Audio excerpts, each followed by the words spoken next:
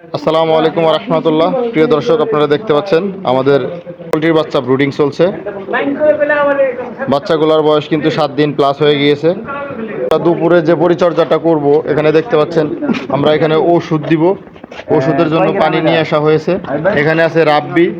রাব্বি হচ্ছে রেনাসি দিবে দুপুর, যেহেতু দুপুরবেলা রেনাসি দিতে হবে। এখানে দেখতে পাচ্ছেন আমরা মেপে দিচ্ছি, কারণ হচ্ছে এই রেনাসি যদি আমরা দেই তাহলে এই মুরগিগুলা দুপুরে যে পরিমাণ শরীর থেকে আপনার এনার্জি লস হয়েছে সেই এনার্জিগুলো কিন্তু ফিরে পাবে।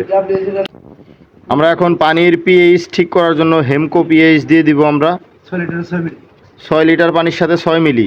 প্রিয় দর্শক, আমাদের যে পোলট্রি শেড, সেই পোলট্রি শেডে আমাদের একজন প্রশিক্ষণার্থী আছে, যিনি মূলত এই পোলট্রি শেডের দায়িত্ব পালন করছেন, আমাদের আয়ুব সাহেব।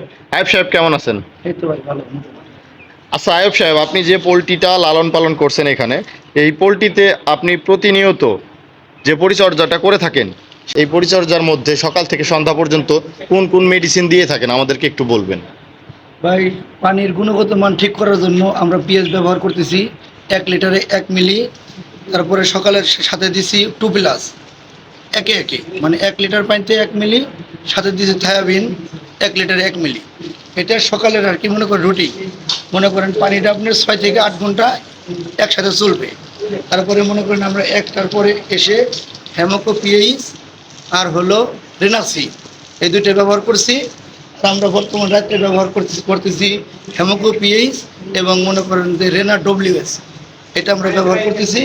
সেই সাথে মনে করেন আমাদের এখানে যেহেতু আমরা তুষের ভিতরে পালতেছি, এই তুষগুলো 3 থেকে 4 বার আমরা এগুলো মানে হাতের সাহায্যে কিংবা কিছু যন্ত্রের সাহায্যে উলটপালট করে দিচ্ছি, যাতে নাকি এখানে অক্সিজেনের কোনো সমস্যা না হয়, গ্যাসটা তৈরি না হয়, গ্যাসটা যাতে না হয়।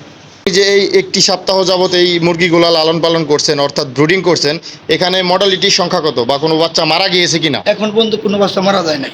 বোর্ডিং করার সময় একটা বাচ্চা একটু দুর্বল ছিল, কিন্তু আমাদের বোর্ডিংটা মানে অনেক সুন্দর করার কারণে, পরিবেশটা ভালো রাখার কারণে, যত্ন বেশি করার কারণে মনে করেন আমাদের এখানে একটা বাচ্চা মারা যায় নাই।